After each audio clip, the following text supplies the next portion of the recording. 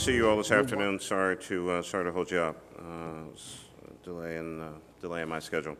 I'm going to go over a few more of the details. I know everyone knows the general subject matter, and I'm pleased to be joined here with Councilman Jim Kenney. I want to thank him for his leadership in sponsoring the legislation that has been the great topic of conversation, Bill number 140377.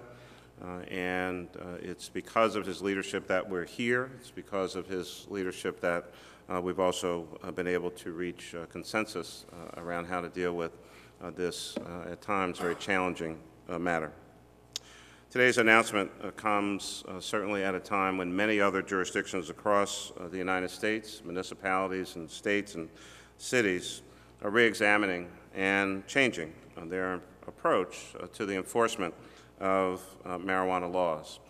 And along with that, certainly not only want to recognize the councilman for his leadership, but I also know for a fact that this was incredible work between and among various staffs for both of us. Jim Engler works for the councilman, and Chris Goy. Certainly Everett Gillison, our Chief of Staff and Deputy Mayor for Public Safety, Mike Resnick, our Director of Safety, Commissioner Ramsey, who could not be with us today as he is traveling, but First Deputy Richard Ross, Tumar Alexander, First Deputy Chief of Staff, Bob Merkin, our Director of Legislative Affairs, and Maya Giacomowitz, our Policy Director, and Katie Martin, the Deputy Director. We know that over time, attitudes about marijuana have changed dramatically, and there were many, many laws over the past decades that were enacted, but we also know that many of these laws have not fully had the intended impact in terms of reducing drug use. Movement and the issue is squarely here in Philadelphia, a significant topic of discussion, conversation, and concern. And our city is, in fact, not completely venturing into uncharted territory. There are a number of examples and even some best practices that both the councilman's office and our team have reviewed in order to try to come up with the best possible policy for the citizens of our great city. We looked at a variety of measures enacted across the country, including cities like Chicago and Washington, D.C., and then right here at home, many counties in the Commonwealth of Pennsylvania, and thought about how we as a city should try to address this issue. Currently, 13 states and 4 cities have decriminalized penalties for marijuana possession or use, and additionally, 16 cities have made marijuana possession their lowest law enforcement priority. And so with all of that in mind, and again, working with Councilman Kenney and his staff, and he's going to speak in a second, I'm certainly pleased to announce that we have in fact reached agreement on proposed amendments to the City Council Bill 140377, and that's a measure dealing with the penalties for possession and use of small amounts of marijuana. After the bill was initially introduced this past spring, I spent a lot of time this summer reading about and discussing from a policy standpoint and operational implications of decriminalizing the penalties of marijuana use and possession with many members of the administration and a variety of folks across the United States. We looked at some of the components of various approaches that others have taken, and then worked with our partners to propose some changes to the bill that will enable the Philadelphia Police Department to enforce it effectively. And again, we believe that we have done that. Procedurally, Councilman Kenney has agreed to take the steps necessary in City Council to amend the bill at the City Council session tomorrow. Again, those amendments we've mutually agreed upon. I fully support those amendments. I am hopeful, because I never predict what might actually happen upstairs, but I am hopeful, of course, with the councilman's leadership, that City Council would then pass the amended bill, which we would expect probably the week after. And when that bill, after that bill is amended, I certainly plan to sign it. We have still some procedural issues that we are working through in terms of implementation, but we will sign it in due course, and so there should be no concern about that. And then it will then become the law of the City of Philadelphia. Again, we would not be here today without the leadership, the focus, the determination and commitment of Councilman Jim Kenney. And as I said on Monday, he deserves complete credit for this work and the advocacy on this issue. He laid out in the clearest terms the seriousness of the issues that are facing many Philadelphians affected by the disproportionately severe criminalization of possession or use of small amounts of marijuana in Philadelphia. In response, we engaged in a very deliberative process, searching for a broad and comprehensive way to address this particular challenge. There are a number of things that are in the bill and what it does and what it doesn't do, and we can probably deal with many of those issues in the Q&A.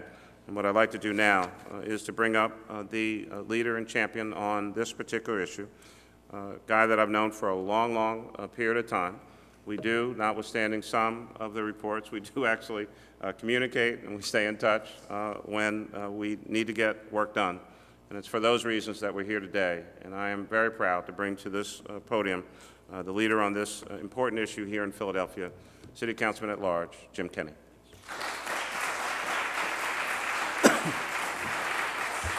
Thank you.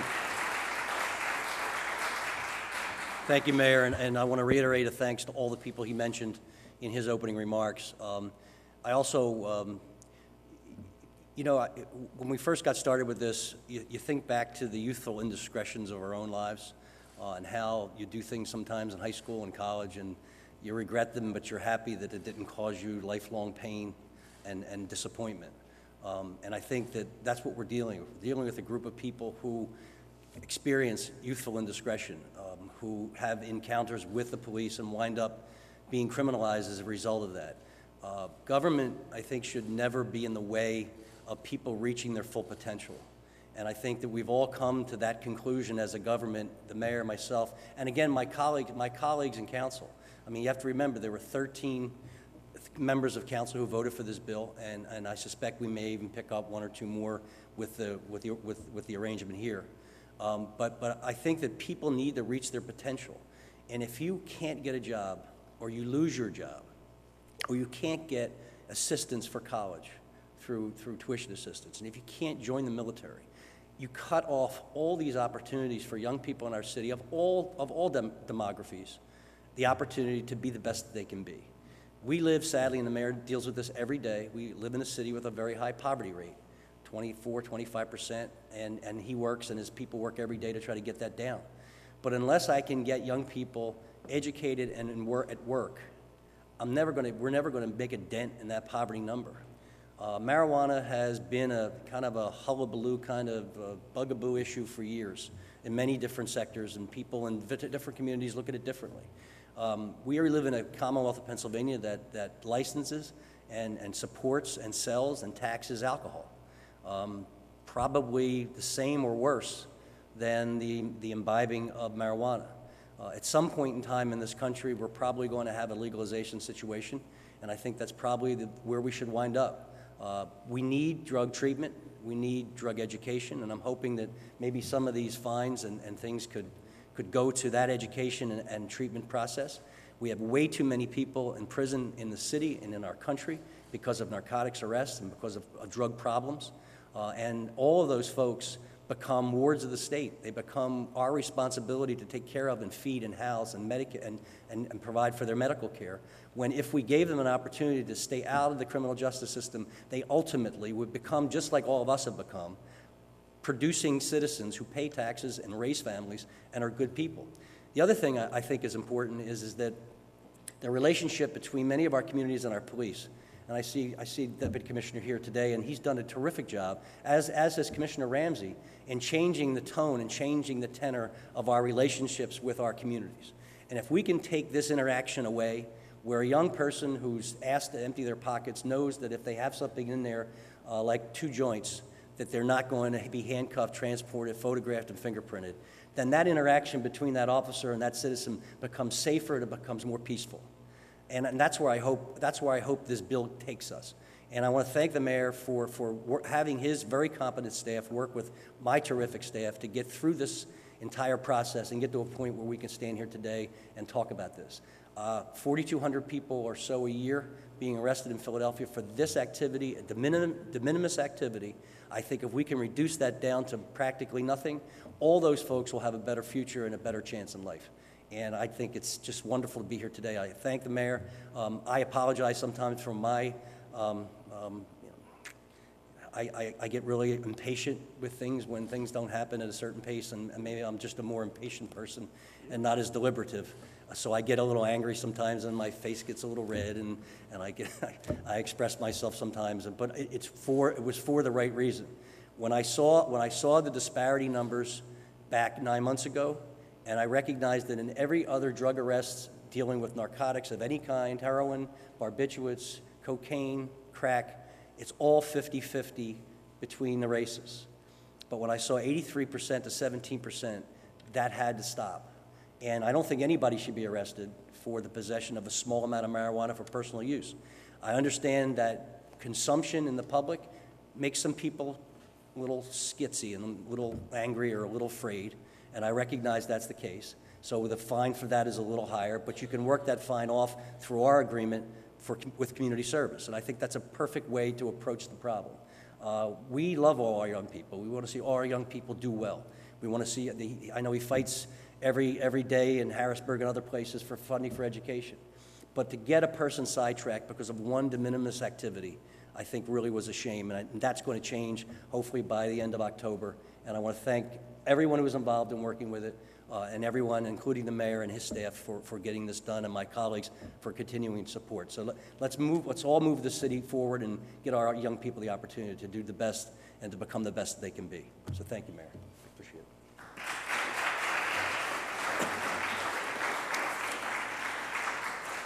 Let me just go over a couple technical things, and then we'd be glad to try to answer any questions that you might have. In terms of details, I talked about the process. There'll be activity in City Council tomorrow, I think still technically referred to as a recall. So currently, we, the administration, are in possession of the bill through a procedure in City Council. A resolution, I believe, will get passed tomorrow, technically, formally asking the administration to send the bill back to City Council. It automatically goes back on the council calendar, at which point the councilman and the amendments that we talked about, and I'll go through a couple of them in a second, I expect we'll make those amendments, propose those amendments tomorrow. I would anticipate those amendments will get approved, and then under the council rules of procedure, that bill has to wait for a week to be ready for final passage. And again, we're hopeful and anticipating that the following week, City Council would then take action. Just a couple key points here. The proposed amendments that I'm going to discuss do not legalize marijuana. The bill decriminalizes the penalties for marijuana possession or use. And that means it will now be a civil penalty, and offenses involving small amounts of marijuana will not result in an arrest or a criminal record, which are the couple of the key issues that the councilman raised at the start of this. And as I've said in previous public appearances, that was never an issue between us on this particular matter. There were other technical issues. A person found to be in possession of a small amount of marijuana, that is 30 grams or less, will receive a notice of violation and a $25 summary fine. A person found to be smoking, as the councilman mentioned, a small amount of marijuana in public, will receive a notice of violation and a $100 civil fine, or that person can, at the discretion of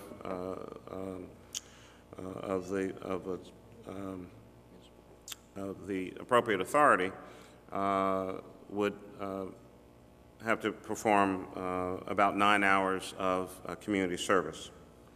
Police officers will confiscate any marijuana that they find. Citation will then be administered through the usual process. If stopped by the police for suspicion of possessing or using marijuana, though, you can still be arrested for the following issues: selling or distributing marijuana, possessing more than 30 grams of marijuana, driving under the influence, or not giving correct identification, or some other non-cooperation with the police as they try to do their job. If you are arrested and charged with any of these violations, I would expect that you'll be prosecuted to the full extent of the law. Again, this is an example, and I appreciate what the councilman said and with regard to some of his remarks, and I would say about some of mine. You know, we've known each other for a long, long period of time. He is a smart, hardworking, tenacious, focused guy.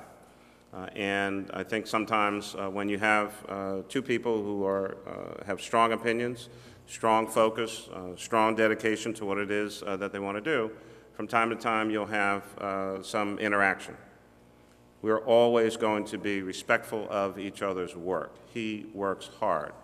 He's dedicated to this city, and I know that for a fact. And so there's no question about that issue. From time to time, reasonable adults may have a difference of opinion. Doesn't mean we don't like each other, doesn't mean we don't get along, it just means we have a difference of opinion. It happens. It's called the United States of America. It's called the legislative process. But I would also suggest that because of the councilman's advocacy, because of his focus, because of his determination, he also caused many of the rest of us to think about this issue in a very, very different way and think about how to get to the end goal, how to get to the end result, because we actually agreed on that. The rest is all process and procedure. And so again, the legislative process is at work, and between the legislative branch and the executive branch, this kind of agreement, again, I think serves as a model for how we can get some things done that are really important to the citizens of this city. And so with that, I'm sure either of us would be glad to try to answer any questions that you might have. Chris. It's been found in the past that Pennsylvania state laws supersede city laws. Excuse me. So would that mean that a police officer who arrests or confronts somebody who has less than 30 grams of marijuana in their possession still has the option of using the state law remedy of arresting the person and under the state law, or does the Philadelphia police officer, if all this passes through council and is signed into law, does the Philadelphia police officer have to follow this new policy? As I can best try to explain it to you, Chris, I believe under state law that option does still exist, but the Philadelphia Police Department, under the leadership of Commissioner Ramsey and certainly First Deputy Ross, and through the powers that are invested in the position of mayor of this city, the police department has various directives on how they handle certain situations.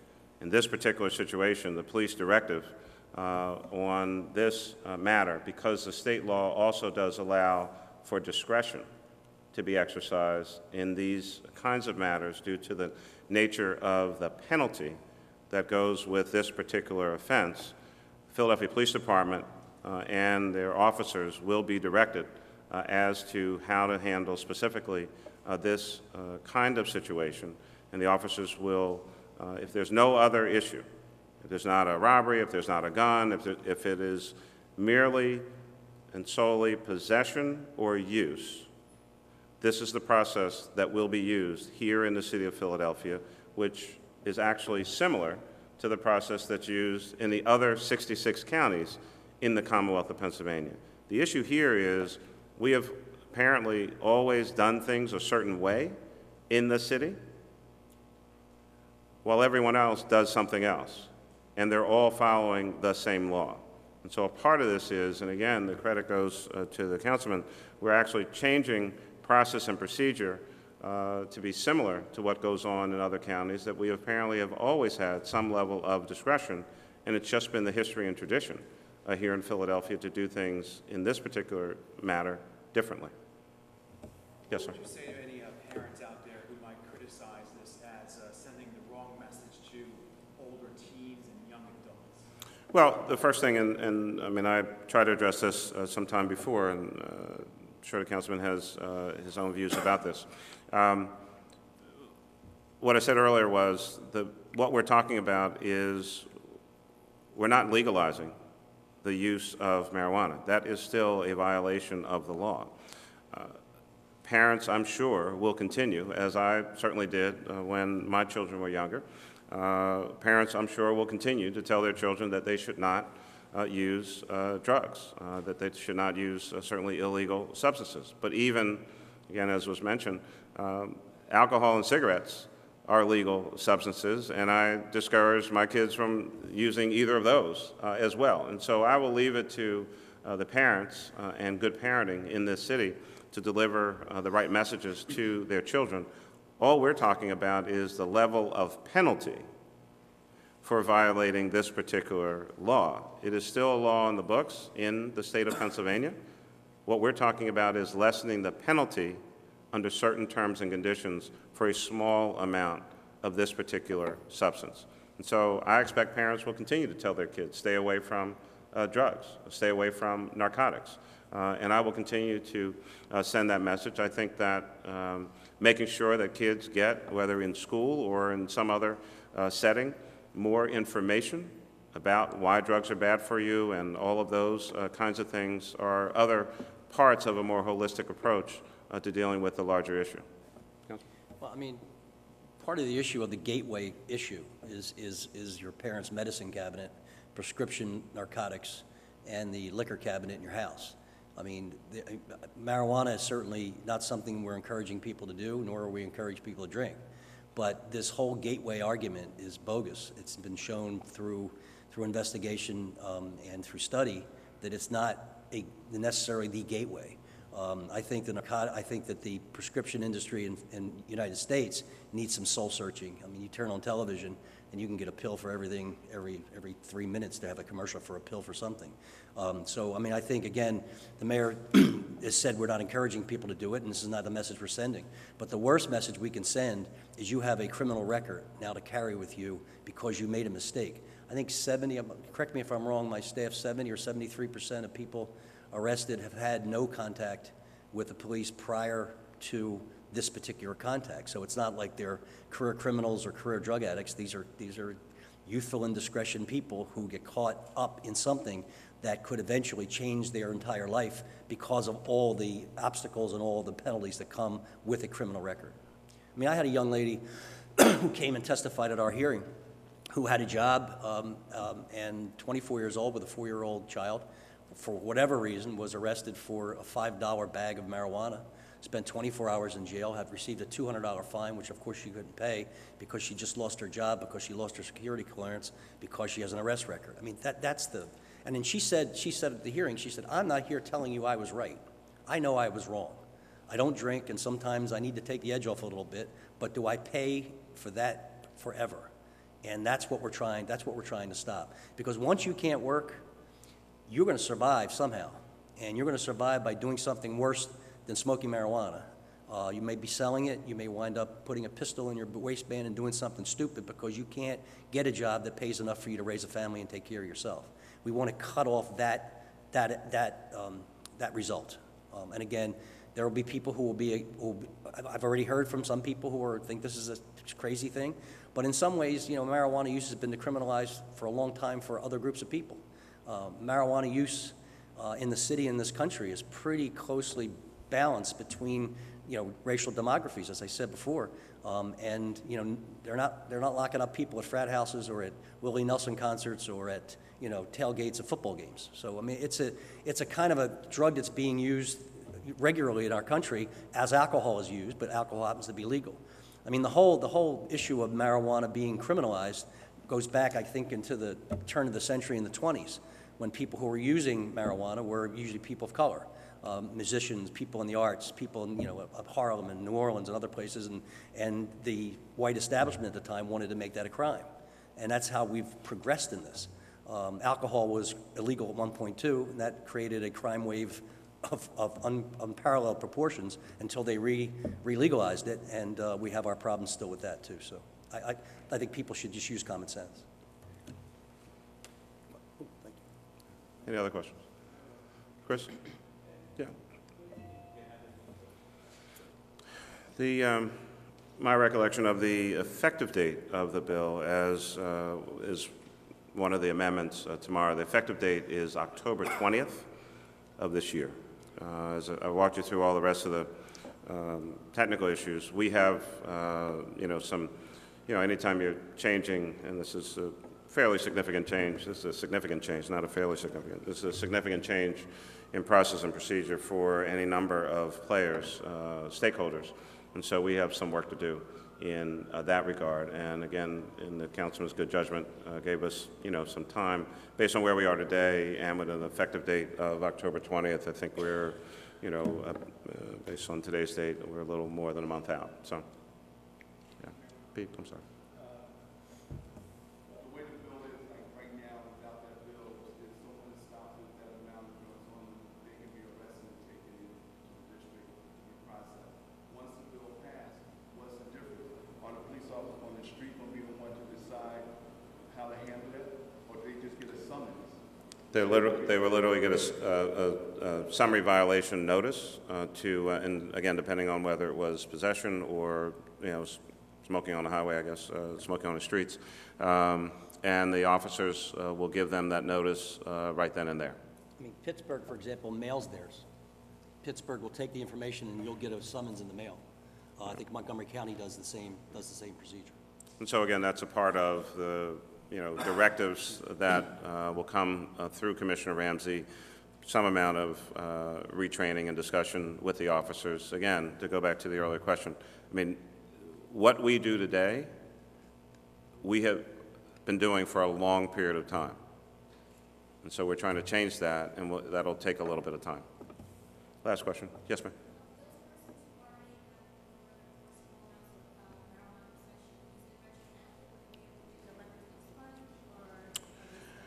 So presently, I guess maybe two answers to that question. So I know presently if folks go through the district attorney's program called SAM, small amounts of marijuana. If you show up when you're supposed to show up, pay your fine, I think there's a video you have to see.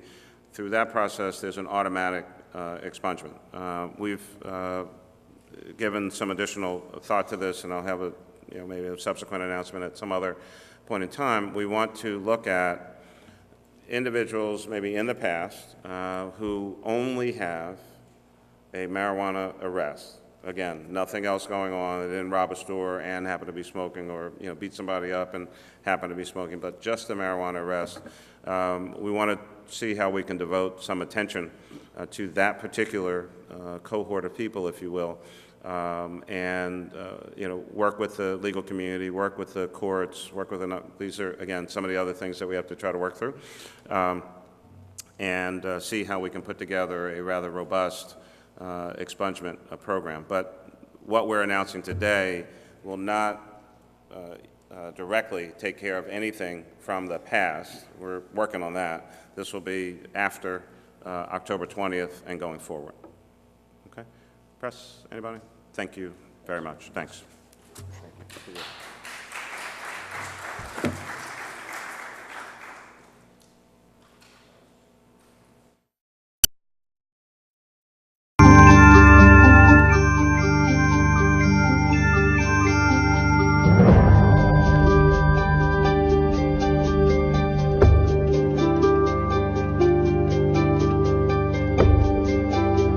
You're watching Channel 64, your government connection.